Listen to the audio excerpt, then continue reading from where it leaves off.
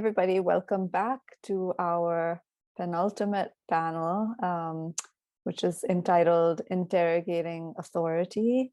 My name is Saiba Verma. I'm an anthropologist at the University of California, San Diego, and I will be chairing this panel. I'm a South Asian woman with long black hair and brown skin, and I'm wearing a white blazer. So our first speaker for today is Nitila Kanagasabhai, who is a doctoral researcher in women's studies at the Tata Institute of Social Sciences in Mumbai. Their paper is entitled Studying Up and Reversing the Gaze: What Patchwork Ethnography Can Offer a Researcher in the Global South. Welcome, Nitila. Thank you. Hello, everybody. My name is Nitila. My pronouns are she, her, and hers. I'm a doctoral candidate at the Tata Institute of Social Sciences in Mumbai, India. I'm a South Asian woman with long black hair. I wear spectacles, and I'm currently wearing a dark brown top. I would like to thank the organizers of this webinar for giving me an opportunity to discuss my work, colleagues at this conference for generously sharing their powerful and thought-provoking work with all of us, and Nick and Callie for the ASL interpretations. My essay is titled Studying Up and Reversing the Gaze: What Patchwork Ethnography Can Offer a Researcher in the Global South.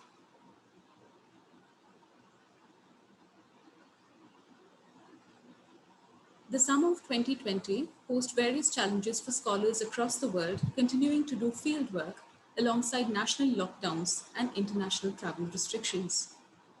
In response to these restrictions, humanities and social science scholars began hosting online seminars and roundtables reflecting on the peculiarities of the moment. In particular, for those in institutional locations in the global north, but whose fields were situated elsewhere, most often in the global south, inquiry focused on possible ways to move forward with their research projects. With the pandemic interrupting research as usual, these colloquiums contemplated questions of both object and method. They questioned present approaches to research, highlighted opportunities for transnational collaboration, and initiated a discussion on the possibilities opened up by remote modes of research. Many of them were inward-looking, South Asian scholars in global North institutes speaking with each other about how fieldwork had been disrupted and consequently how one could rethink ways of doing research. These talks rarely spoke to a researcher in the Global South Institute whose research might have similar problems despite their geographic closeness to the field. Digital archival research was recognized as an alternative with a cursory disclaimer that this was unavailable to most scholars in institutes in the Global South, even under normal circumstances. As a scholar located in the elsewhere, India in this case, studying the ways in which knowledges travel between the field in the Global South and the metropolitan institution in the Global North, this moment provided me the opportunity to reflect on the ways in which access and identity shape and legitimize knowledge production. In a sense, I'm concerned with problems posed not by the spectacular or the exceptional, that is the pandemic, but by the normal, the ordinary, the everyday. It builds on my ongoing doctoral work that explores the ways in which knowledges travel by focusing attention on the figure of the Indian doctoral researcher engaging in self-identified feminist knowledge production in universities in the United States of America. I attempt to map the ways in which knowledge production practices and frameworks in the global north, often coterminous with the geographical west, interact with and are encountered by epistemic and political projects in places beyond its geonational borders, particularly in India. I begin the essay by critically examining the idea of traveling for research. I then posit that patchwork ethnography can enable studying up and understanding knowledge hierarchies with specific reference to my own doctoral work. Drawing from the epistemic inequities laid bare by positionality, I suggest that we explore the political possibilities offered up by not just paying attention to discomfort and constraint, but in learning to work with them.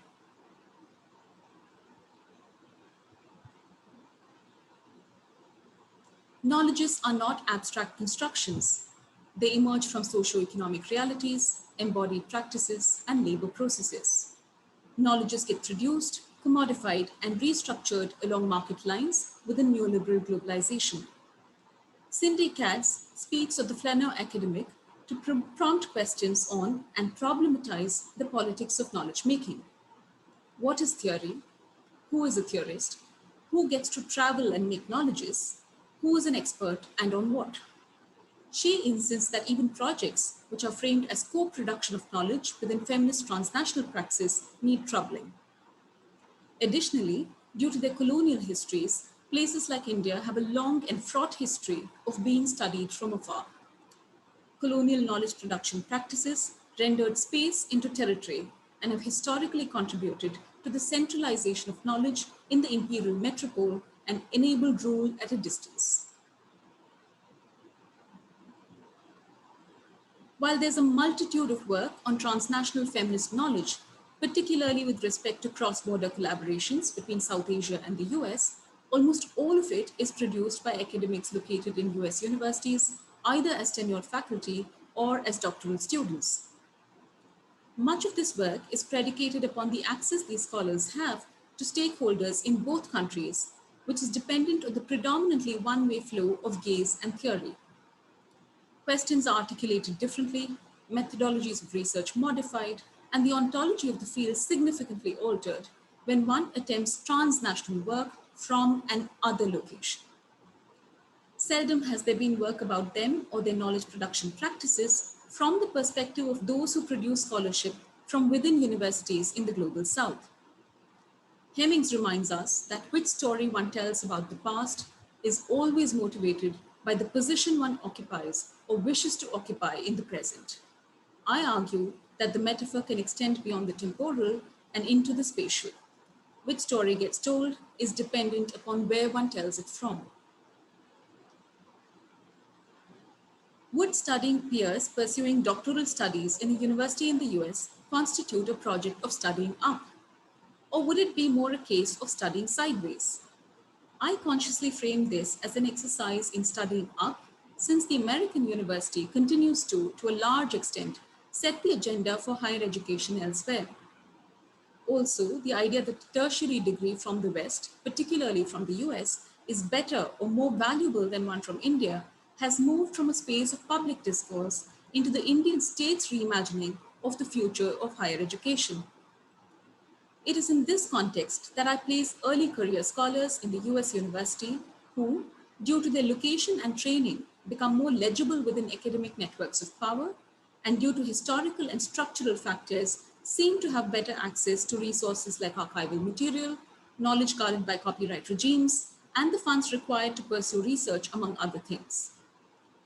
However, this does not foreclose my recognition of their precarity within these structures. As immigrants in a time of hypernationalism, as workers who are struggling to unionize, or simply as students grappling with funding issues and unfamiliar institutional practices.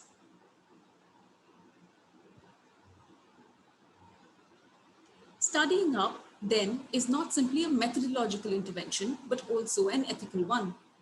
Imploring anthropologists to ask common sense questions in reverse, Nader points to the ways in which ethnographic research, focusing on some issues, can inadvertently invisibilize others. She advocates posing problems in a comparative field in order to gain a better understanding of the functionings at play.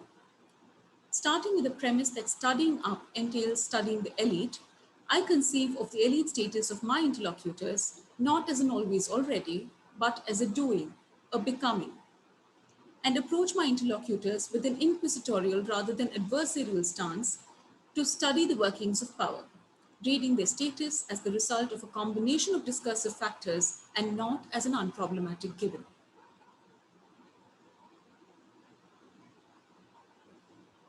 I was initially planning on completing my fieldwork in summer 2020 because that is when researchers from US universities make their annual trip to their fields in India. But much before the pandemic necessitated it, I had, due to issues of access, adopted what can be described as patchwork ethnography.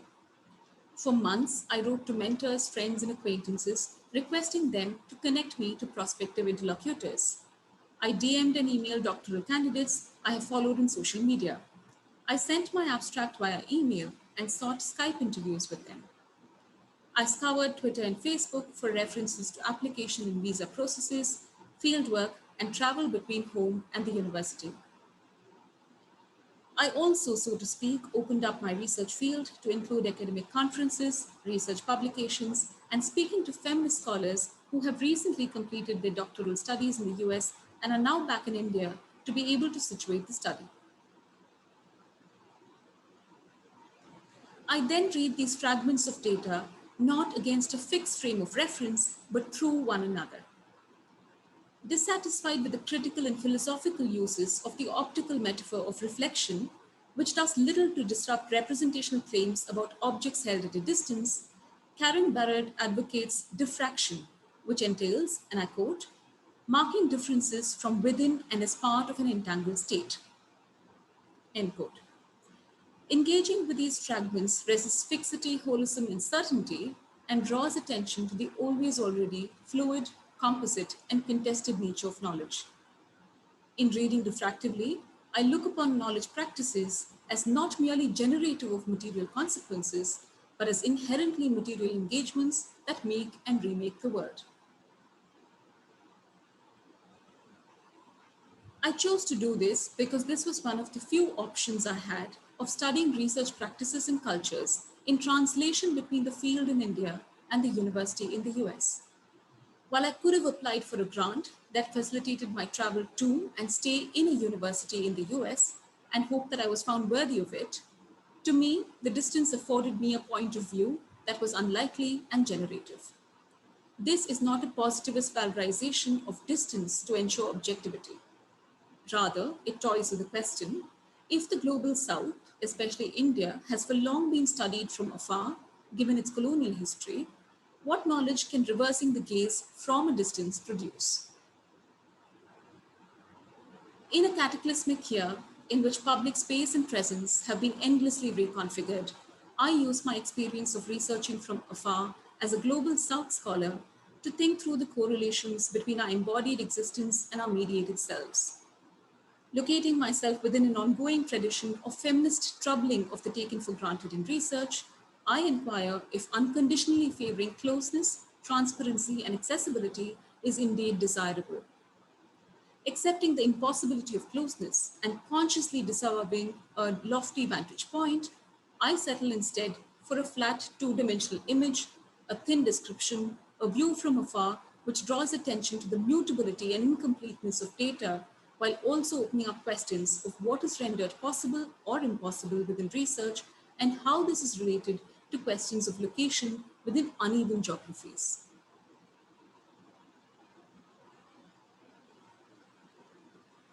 Unpacking these narratives using post-colonial theory allows me, a researcher located in a global South university, with its attendant possibilities and limitations, to try to reverse the gaze. Articulations of aspirations of academic mobility, the stories and images invoked in these narrations become not merely stories that one tells of one's own history and imagined future. They also turn into an archive of navigating the inequity that continues to operate in the mechanics of knowledge production and circulation.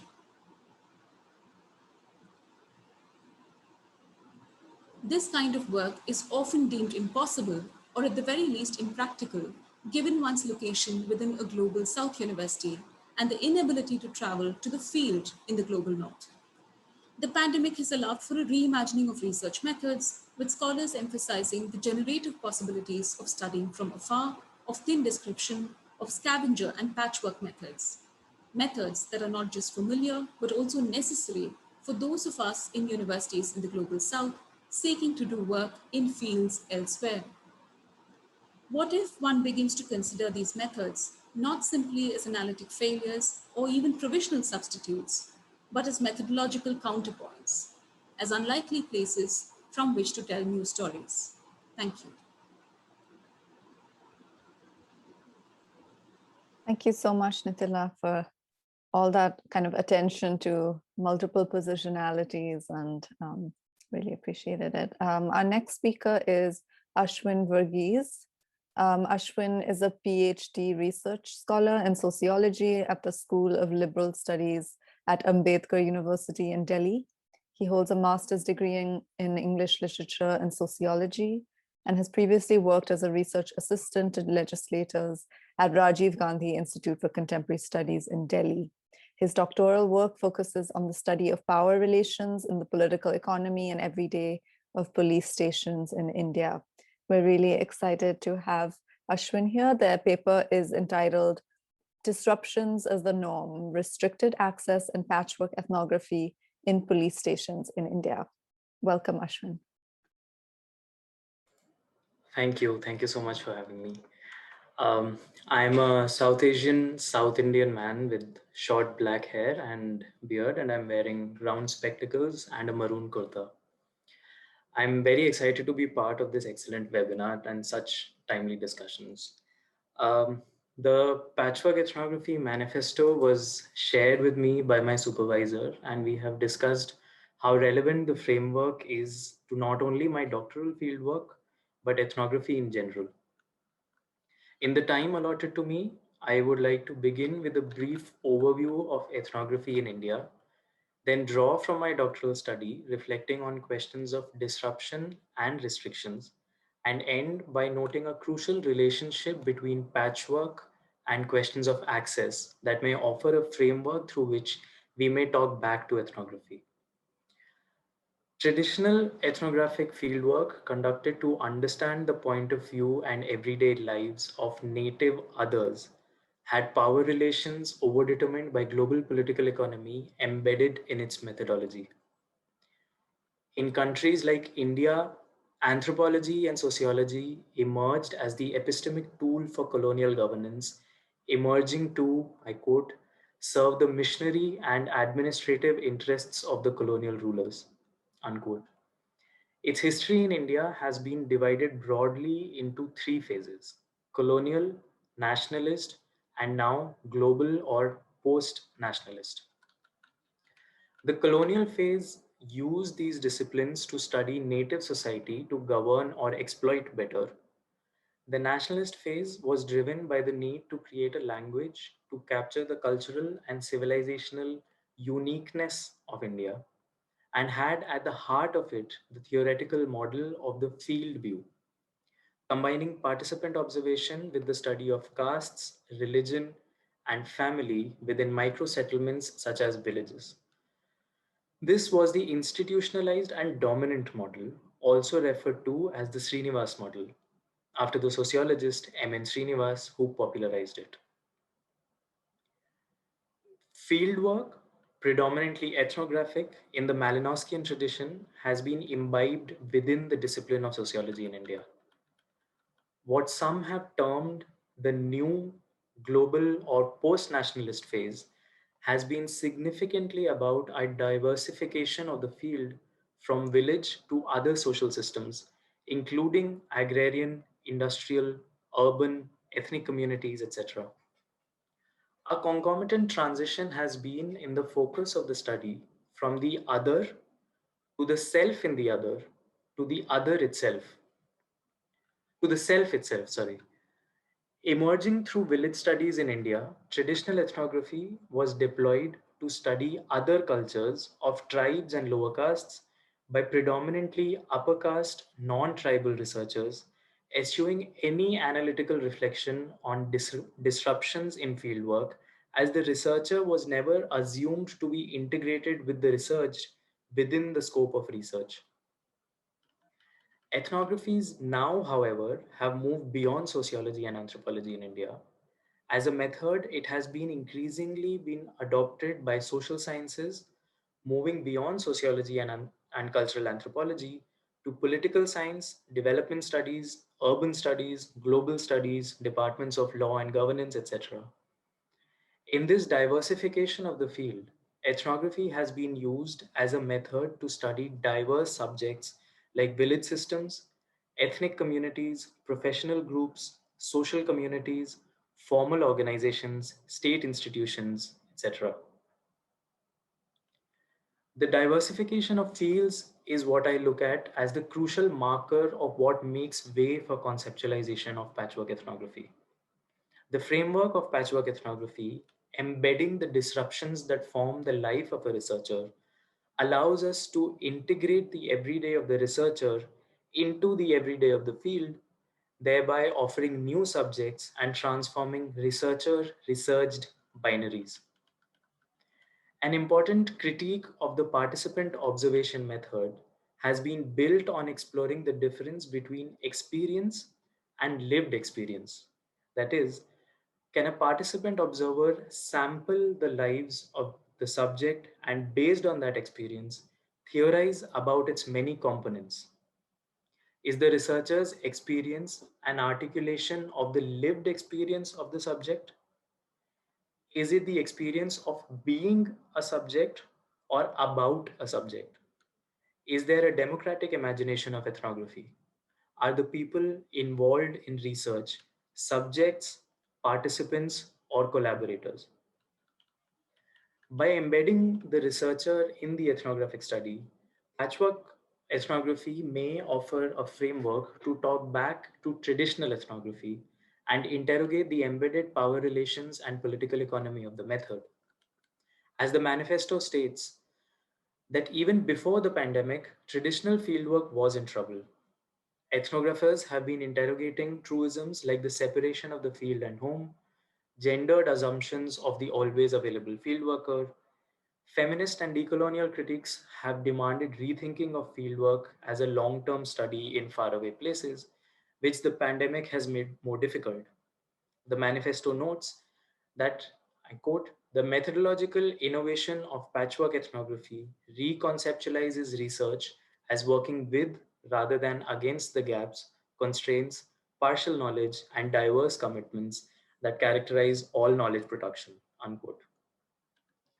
Drawing from this, I urge us to look at patchwork ethnography theoretically, methodologically, and politically as not only different from traditional ethnography, but as a metaphor and an epistemic tool that allows us to interrogate ethnography itself.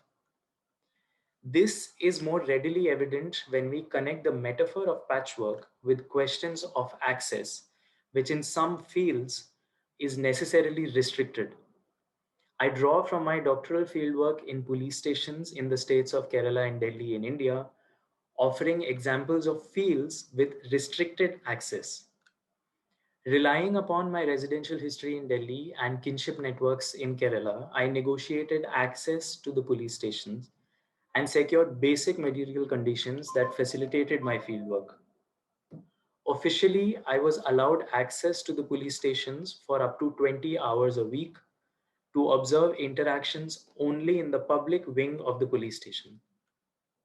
Scholars have noted that ethnography of institutions and organizations always come across such restrictions, marking a clear separation from home and site, monitored entry and exit, and spatial temporal restrictions. I draw from such restrictions the notion of restricted access to interrogate the notion of access in ethnography and ask, is there such a thing as unrestricted access in ethnography? Is ethnography always restricted? For instance, Laila Abu Lugod in Veiled Sentiments notes how her access to the Bedouin community was contingent on their perception of her as a Muslim and an Arab.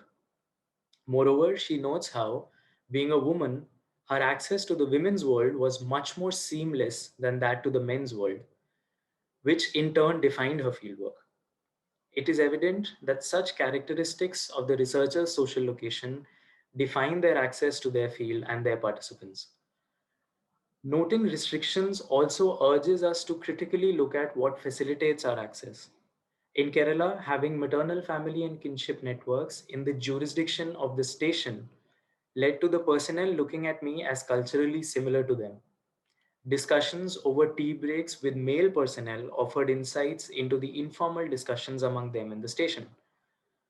The gender norms that facilitated this access simultaneously restricted my access to the informal discussions among women personnel.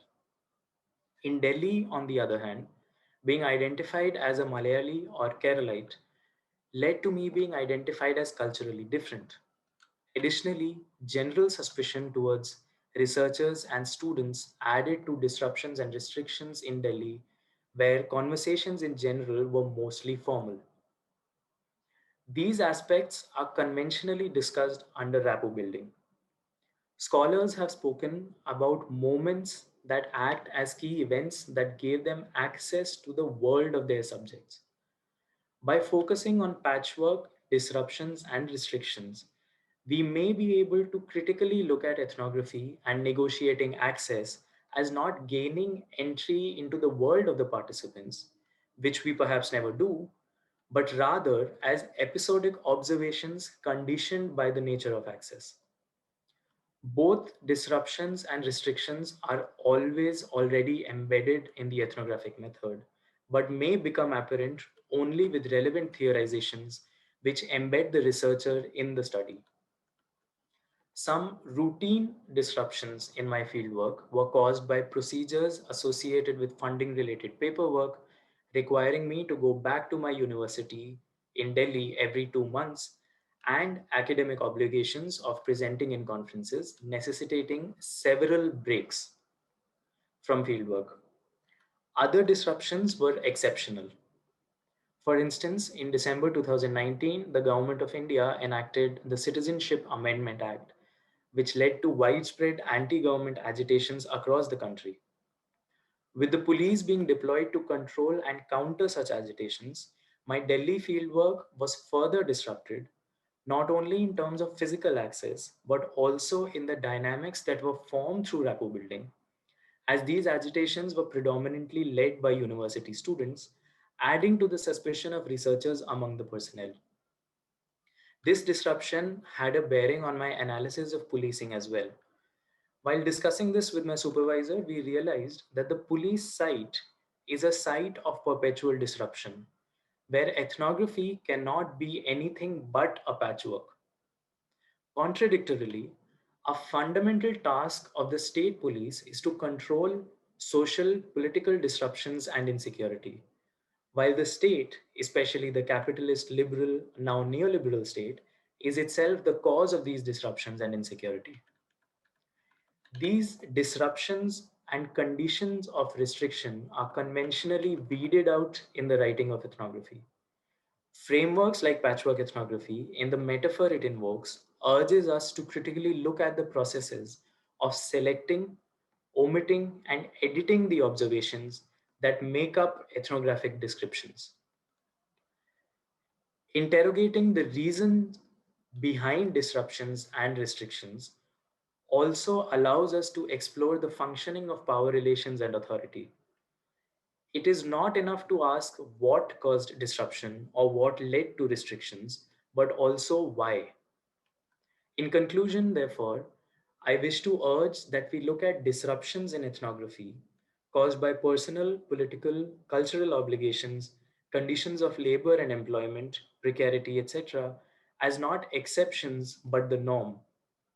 Embedding the researcher and their conditions within research allows us to talk back to ethnography and interrogate the method, politics, and theory of ethnography and ask, isn't ethnography always patchwork? Thank you. I'll end there and I look forward to questions, comments, reflections during the Q&A. Thank you so much, Ashwin. I'm looking forward to also talking about, how do we do some of this theoretically and in our writing as well. So maybe that's something we can touch on in the Q&A. Thanks so much for that rich paper. Our next panelist is Alvaro Harin. They are an associate professor of anthropology at College of the Holy Cross. And their paper is entitled From Patchwork to Palimpsest, Recruiting Co-Writers for Ethnographies of Crisis and Hope. Thank you so much, Alvaro. Hi, everyone. Thanks for having me in this really amazing webinar. It's been such a productive conversation so far. So let me start. Hi, everyone. I am an associate professor of anthropology at a College of the Holy Cross, a small liberal arts college located in Pakachoag Hill, which is unceded Nipmuc territory in Worcester, Massachusetts. I am a Latin American immigrant to the US and a non-binary person. I have dark, curly, shoulder-length hair, and I'm wearing a black shirt with red flowery details as well as red lipstick. I use he, him, they, them, and she, hers pronouns. Let me start with a quick meme I want to show you that I found pretty interesting. Can you see this image? Yes, yes, we can. So it's just a meme that's a type of anthropology paper, and it had a bunch of sort of jokey ways of making fun of the typical structures, the sort of the stereotypical ways that some papers sometimes in anthropology sound like you see how this house is shaped, you can understand everything about the society. But the first one struck me, right? The first one said, US-based scholar just retelling you what indigenous people told them. So a few weeks ago, I saw this meme, and I found it particularly insightful because it made fun of the formulaic genres that make up our discipline. I laughed because the meme was not far from the truth. I thought to myself, how much of anthropology is simply repackaging what people tell us in the field, sprinkled in with some theory? The meme also reminded me of Eve Tuck and Kei Wen Yang's brilliant essay, Our Words, Refusing Research. These two scholars warn us of the ways in which social science research, even if it is lefty and progressive, can still traffic in pain narratives that allow academia to, quote, accumulate intellectual and financial capital while informants give up part of themselves away, close quote. Even if we are committed to social justice, do we end up benefiting more from our ethnographies than our interlocutors ever do? And could we ever change that somehow? This critique of anthropology is not new, and yet we seem hesitant to transform the methodology that gives us our authority as storytellers. It has been more than 40 years, for example, since James Clifford exposed the narrative techniques by which we construct our own ethnographic authority, crafting the now familiar story of the lone anthropologist that travels far from home for an extended period of time to accumulate experiences of a particular people or place and then analyze them for the reader. As a historian of science, Clifford was interested in how ethnographic writing permitted anthropologists to portray their discipline as, quote, scientifically demanding and heroic, close quote, alighting our complicity in colonial projects. Anthropologists today might be more than happy to be critical of state projects, critical of imperialism, or critical of capitalism, but we cannot let go of the central rite of passage we call ethnographic fieldwork, because it is still what gives us authority to tell our stories. We send graduate students to the field by themselves, usually, and expect them to return with a singular story to tell. And we mostly base hiring, tenure, and promotion decisions on single author manuscripts and articles. And I really liked Sucharita's talk earlier today that reframed ethnographic fieldwork as labor, as opposed to a rite of passage. I thought that was an interesting way of rethinking it.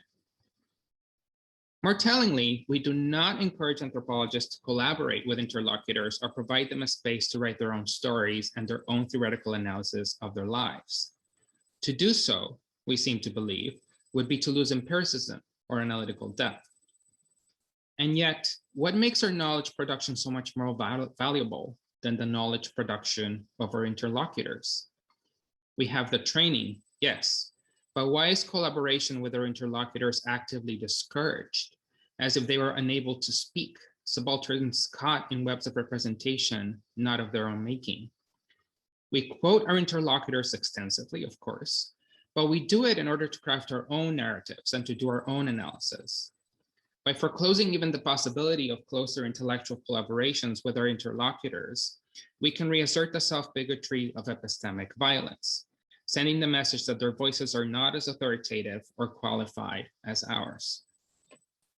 To be clear, I am not arguing that we should abandon ethnographic fieldwork.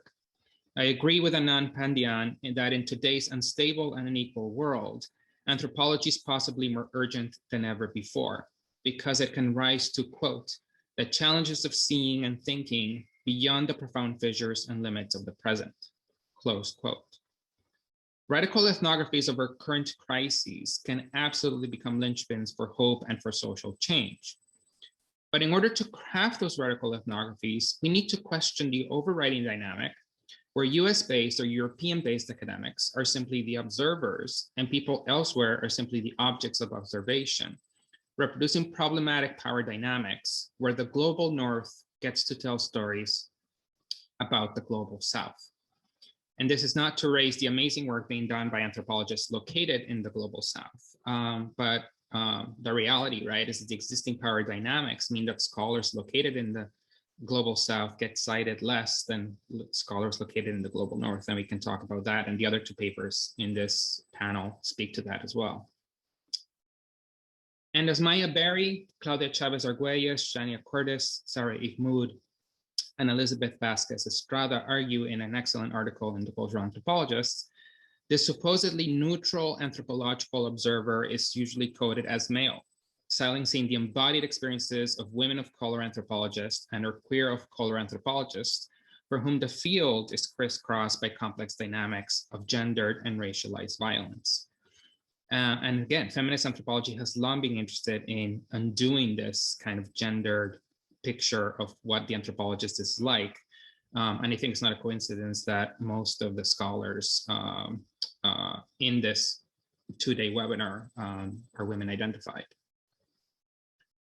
What I find most compelling about the concept of patchwork ethnography is that it acknowledges that anthropological knowledge can be haphazard and that our fieldwork is highly vulnerable to situations beyond our control, be it personal issues, structural issues, or a global pandemic. Admitting that ethnographic fieldwork is not a masculinist ordeal of strength and resilience, but it is rather a much more circumscribed form of modest witnessing, using Donna Haraway's words, opens up an important space to reconceptualize how we produce knowledge. Can we produce knowledge with our interlocutors rather than knowledge about them, as Savannah Shanj provocatively asks? Again, what I am proposing is not new at all. Ruth Behar's polyphonic ethnography, Translated Women, was published back in 1993 to significant acclaim. And for nearly 2 decades, Charles Hale has advocated for an activist anthropology that engages interlocutors within every step of ethnographic research, including the research design, the data collection, the analysis of the data, and the dissemination and validation of research results. More recently, the edited collection Decolonizing Ethnography demonstrated that undocumented migrants and activists could become authors in their own right. And the volume advocated using, quote, ethnographic research as an instrument of self-discovery, community advocacy, and collective struggle, close quote. My own research on gender nonconforming activists in Brazil has been severely limited by the global 19 pandemic, largely due to Bolsonaro's boastful ignorance about how the coronavirus is transmitted and how to prevent it. I shifted in early 2020 towards online ethnography because most of my interlocutors began to hold events online as well.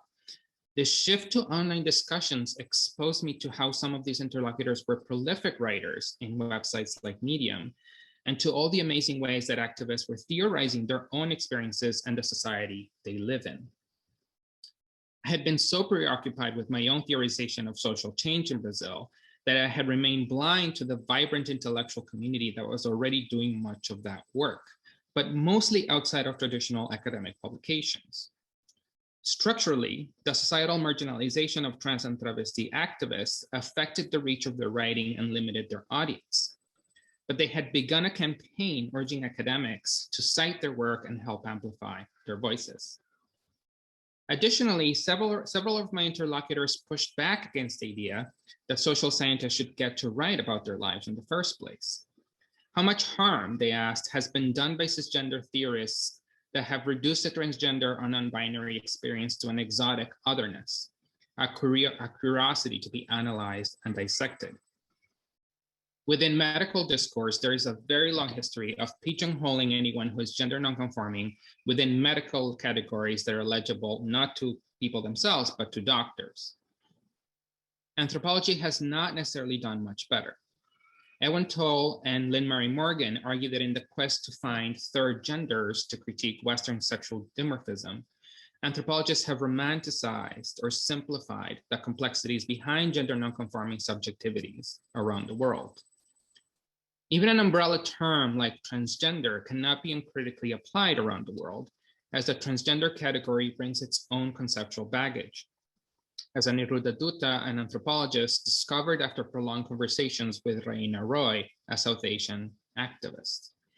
Their joint article, Decolonizing Transgender in India, is an excellent example of how collaborations between anthropologists and interlocutors can provide much needed decolonial interventions and enrich theoretical conversations within our discipline.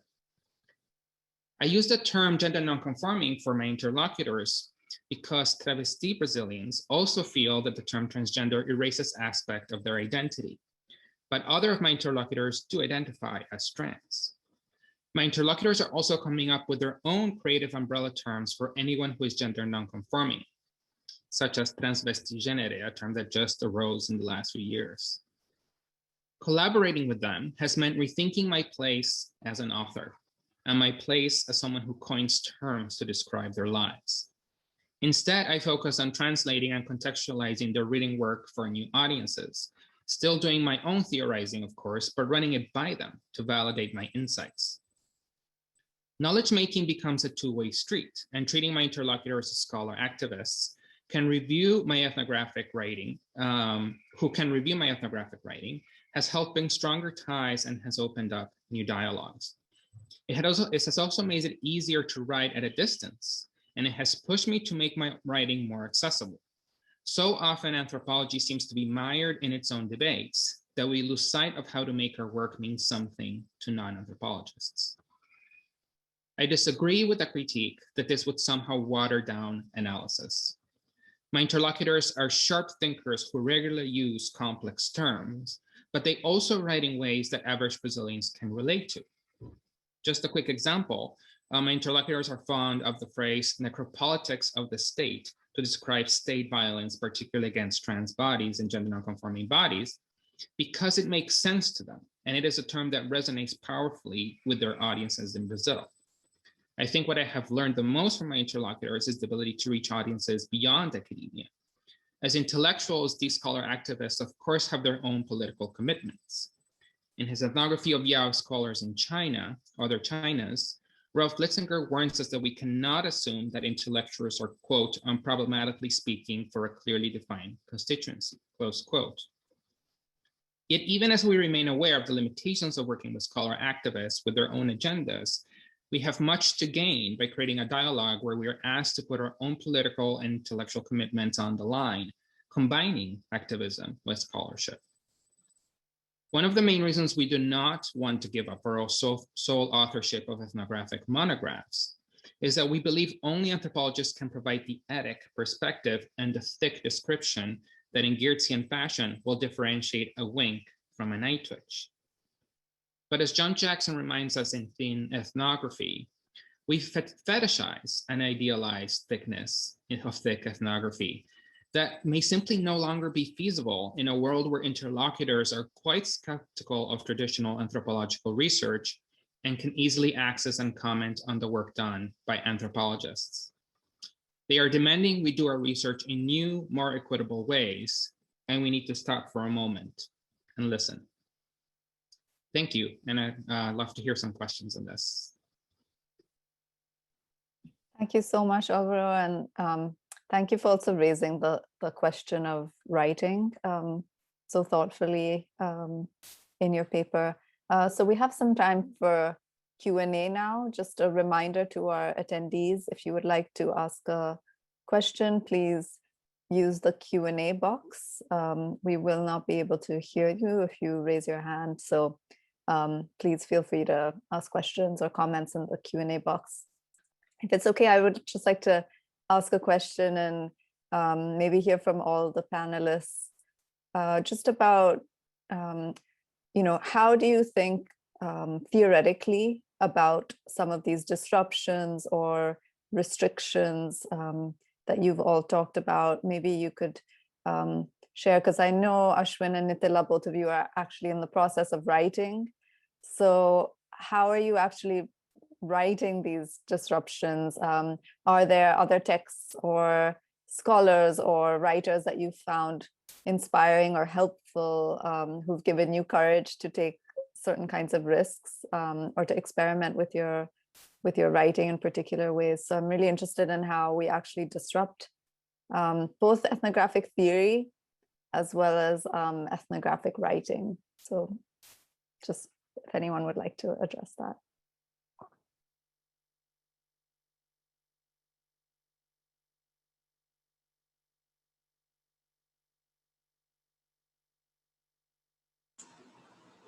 One of the things that I have found very useful is also because I come from the discipline of gender studies, is to go back to queer studies and Jack Halberstam's work of scavenger methodology. The idea that things like this have already existed, and as a scholar from the Global South, I find it very, very useful to draw on these methods to do research that is often considered impractical. In fact, within my institution, I did have some trouble sort of convincing people that this was a doable project. But also, as Alvaro has already mentioned, I think Thin Description by Jackson is also another sort of theoretical resource that one can draw upon to make sense of these disruptions, to make sense of doing research from afar. And one other methodological framework that really helped me, and that also I mentioned in my presentation, was the idea of Karen Barrad's diffractive reading, the idea that reflection and reflexivity, though it's been used for very, very long within feminist research, does not do enough to destabilize subject-object relationships. And Karen Barrad's idea that subjects and objects don't pre-exist, but are sort of contingently co-constituted in the interaction. And if I can also answer one of the questions that came up in the Q&A box, was how do you then also destabilize this monolithic idea of a global South, which is also something that I'm very, very conscious about, and which I strive to do in my research, is what I draw from my MPhil research, which happens to be on gender studies and the way feminist scholarship is done in smaller cities and towns in Tamil Nadu, which is where I am from. So I do recognize my position of privilege of belonging to, if I could say, if I could put it that way, an institute of national repute in India, and my location in a metropolitan city that also gives me access and networks, access to networks of people who travel to the US for doctoral work. So Karen Barrad's idea of diffractive reading, where you're not reading against a fixed frame, but reading through multiple experiences. So what I'm trying to do in my doctoral work is really read the experiences of people doing feminist scholarship in smaller towns and cities in Tamil Nadu versus my own experience of being in a city, in an institute of national repute, and also sort of take into account the experiences of my interlocutors who are doing this travel between the home and the field transnationally. So that really helped me sort of really do a patchwork of experiences and quilting experiences together.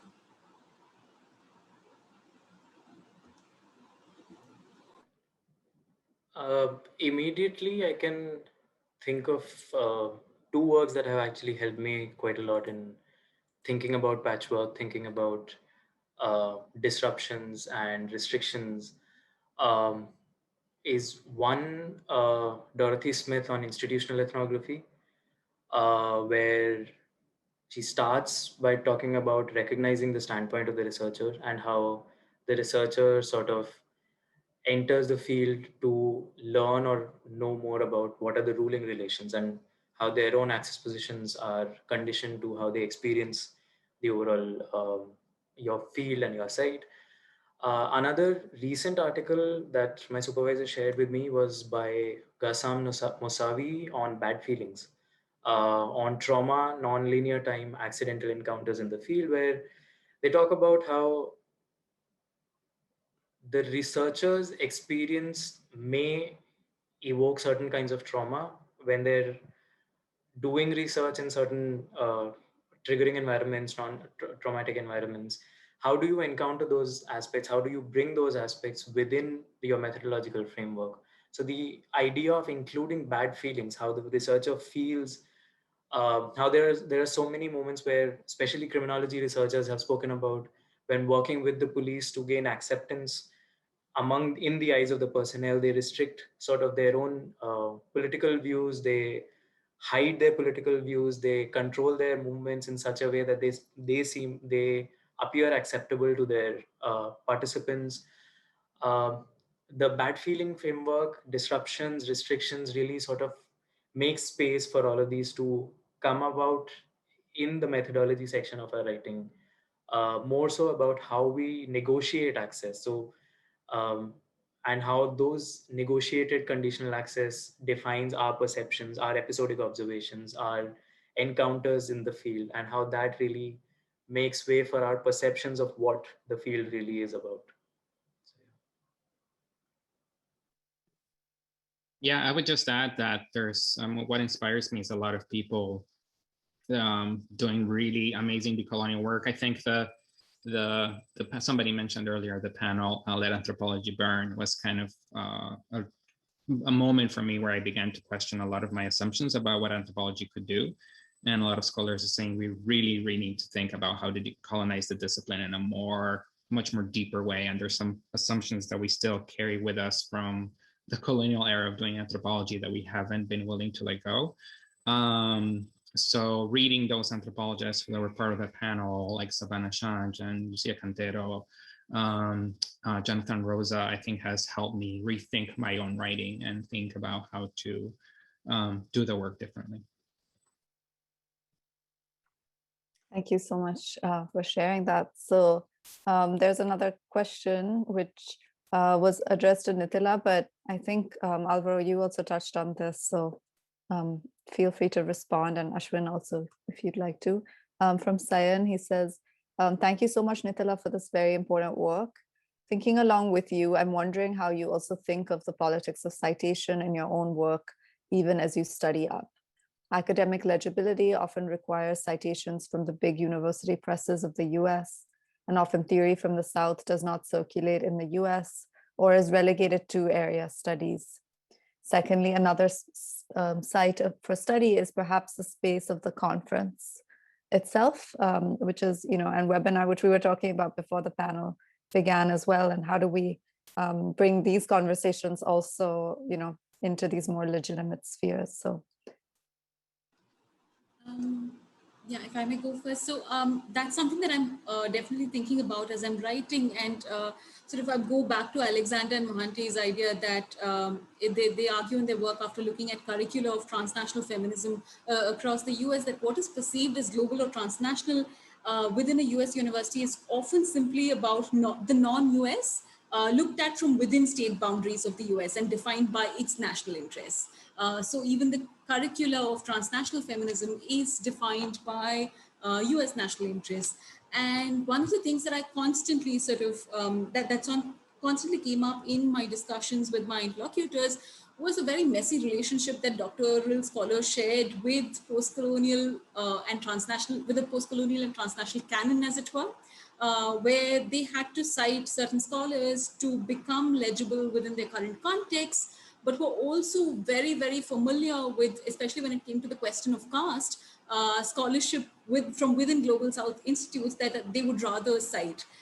So this was a constant sort of negotiation with both the university and their supervisors in terms of what they would be able to cite and how they could still negotiate citing less familiar scholars, but also make sure that they get published within quote unquote reputed journals. So this was something that a lot of them were struggling with. And it's something that I too struggle with as a PhD candidate. This is something that I'm struggling with even as I write. So I don't know if that answers your question at all, but this is something that came up repeatedly in my conversations with my interlocutors. Yeah, similar experience. There's my interlocutors in Brazil they began a whole campaign, right? It was part of their activism was cite us as scholars. Like, we're writing, yes, it might not be in academic presses, but we have so much to say, and they're incredibly prolific. And so they began to ask people, they're not close to scholars working with them, but they say, if you're gonna work, at the very least, you have to cite us, right? As scholars, as people who are thinking through issues of gender, et cetera, as feminist, queer scholars. So I think there's something problematic about anthropologists just thinking of their interlocutors as as somebody, as people whose social worlds matter, but as somehow their knowledge making does not matter in some ways, right? It's very rare that an ethnography cites interlocutors as authoritative producers of knowledge. So that's one of the things that I want us to rethink about doing in different ways. Yes, thank you so much. That's such a great suggestion. There's also a related comment about publishing, and to kind of think about who gets published in what venues, and just the ideas, the avenues that are available or not available to scholars from the global south, and the access to publishing, in so-called reputed journals. This is a question from Astha. So I don't know if any of you would like to share experiences, struggles that you've encountered publishing some of this work, given that all of you are doing this kind of, so-called non-traditional ethnography, though I hope we are dismantling that, I think, through this webinar. But yeah, any thoughts about opening up publication models or avenues or struggles around that as well?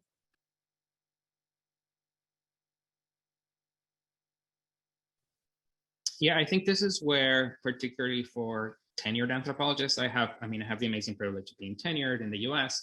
So I don't have something writing, like my employment is not going to sort of write on this, right? But I really want to publish things with some of my interlocutors, translate their work, write things together, and use the fact that I have some amount of social capital as a professor in the United States to get them published, right? And some of my interlocutors are excited about the possibility of being published in English, of getting a wider readership. So we'll see if it works, right? I'm still in the works of sort of making it happen, and we'll see if academic presses in the US are interested in a book of this manner. And given the fact that some decolonial anthropology is getting published, I'm hoping that selling it that way might work. And we'll see how well, right? The other thing I'm interested in is in making anthropology more accessible, right? So I think there might be a very wide readership of readers around the world that might be interested in how Brazilian gender nonconforming activists are doing their work and theorizing their gender. And we use so much theory. I love theory. I know why it's powerful. I know why we cite Foucault and everybody. I do it all. My whole first book is incredibly theoretical, and yet we lose readers. We lose a lot of readers when we become too just hard to read, right? My own mom couldn't read my own book because she didn't have the education to do so. And I think that's sad. I think we need to think about how do we write in a way that's more accessible so that anthropology becomes more relevant, because people are not reading anthropology like they should, and we have important things to say. Just to add to that, I think, yeah, it's such an important point. And, I think we forget that people are theoretical, right? In the world, they are making theory and incredibly like theorizing about their own worlds in such profound and complex ways. And so it's, it's kind of funny that we don't see that as theory, we see that as data, right? And then the theory is abstracted and somewhere else. So I think really appreciate that point. We have actually two more comments. So one is from Christina Oshana. Ashwin, thank you so much for sharing your insights. I'm an ethnographer of policing, dealing with writing the field disruptions I've experienced into my dissertation at the moment, and would love to hear some of your thoughts about how you position these disruptions and ruptures in the writing itself. I'm thinking here also of Dwight Conquergood's meditations on ethnographic participant observation as it relates to the writing of ethnographic texts. And there's a quote, although ethnographic fieldwork privileges the body, published ethnographies typically have repressed bodily experience in favor of abstracted theory and analysis. Thank you. That's a very important question. How I am trying to inculcate disruptions is by trying to voice why I chose to go where I chose to go and why I did not. In the sense that if there are certain disruptions, I'm trying to include why those disruptions came into the picture. For instance, like as I mentioned, that the Citizenship Amendment Act related protests created certain conditions where it was not safe for me to go, because I was in a position where if I was identified as a student in a crowd as a protester, my access to the site would have been completely restricted. Other than that, there are certain conditions where I have to think about how I'm going to my field site. Do I have the I used to take a bus, a local bus in Kerala to reach my field site. And was there bus service available? Are there local conditions? Is there a protest which affects public transport in such a way that you're not able to travel to the site? So I think one aspect is thoroughly documenting how you reached, how you accessed your site, how you accessed your field, what are your conditions of access. Another is to bring in tentativeness to your questions of access, and never sort of assume that you're trying to present the viewpoint of your interlocutors, your participants. Be very conscious of how you are approaching theorizations and which perspective you're approaching theorization from, being aware of your social location, of your positions, of power relations between you as a researcher and your subject as a site, as fieldwork. So being extremely aware and, more importantly, reflecting on the lens through which we theorize. And I would just add to that, making all of that visible, right? Making all of that part of the writing that we do, instead of all of that is the background, which is usually how we Absolutely. think about it, or we relegate it to a method section. But Definitely. Yeah. if that's actually part of our ethnographies Yeah. throughout, I think Mhm. they would look and feel really differently. Yeah. So Yeah. just wanted to plug that. Yeah. So thank you, everyone. Thank you so much for these amazing and really thought-provoking papers. And thank you to our audience as well. We are going to move on, actually. So our final presentation for this webinar was a card reading performance that was going to be given by Nancy Francis, who unfortunately is not able to be here today because she's on strike as a staff member of the University of Liverpool. So this is, I think, really resonating with a lot of the issues that folks have brought up about the neoliberal conditions of the university. And the University of Liverpool has decided to sack 24 of its staff members based on the use of metrics that are flawed, according to the University and College Union, the UCU, which is the national union that university staff belong to in the UK. And in protest, staff at Liverpool have been taking part in a marking or grading and assessment boycott. So Nancy has actually shared with us a 2-minute video that explains the situation.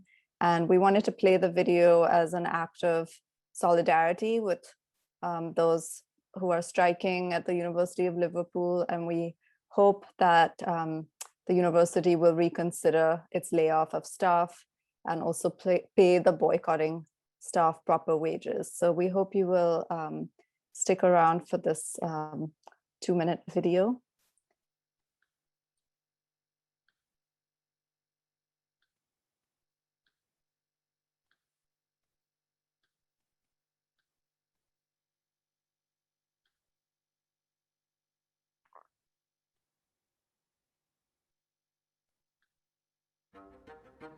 So 47 health and life sciences researchers were originally at risk based on brutal and very flawed criteria, and because of the work at UCU, 15 jobs were saved before a single day of industrial action. Since the beginning of industrial action, we've saved a further 4 jobs already, so there are now 28 people left at risk of redundancy. 40% of Nobel Prize winners over the past 10 years or so would have also been sacked at the University of Liverpool.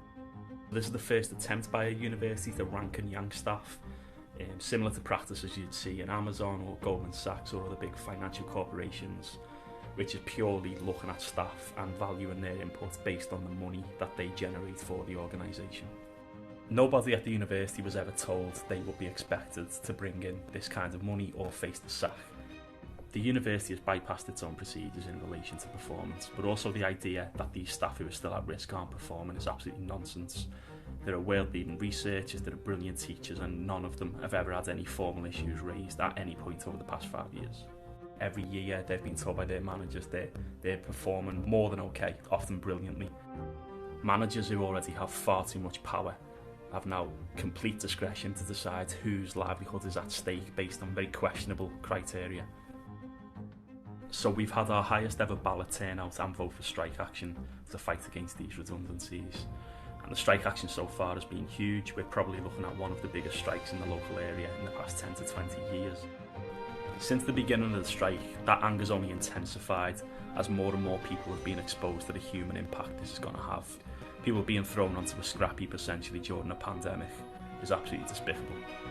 And the reason this strike has been so big is because of the complete anger of our members at what's being proposed. People see through the lies of our management and are ready to take action to defend their colleagues. No votes, no HLS votes, no votes, no votes, no HLS votes, no votes, no votes,